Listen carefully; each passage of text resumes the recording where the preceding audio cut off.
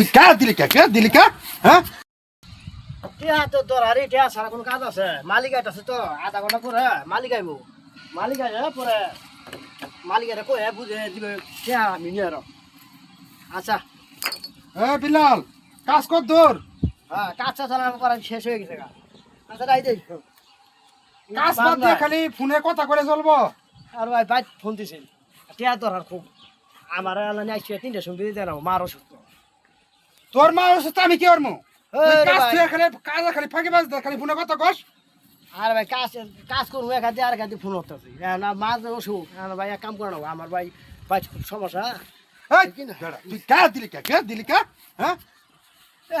মাহাজন ভাই শুনে আগ পাওয়া যাবো না আপনি যদি করেন আমার 3টা সময় দিয়ে দেবো আমার টিয়া তোর মার অসুস্থ আমার কিছু টিয়া দিলে আমি ওষুধপাতি কিনে পারি দাম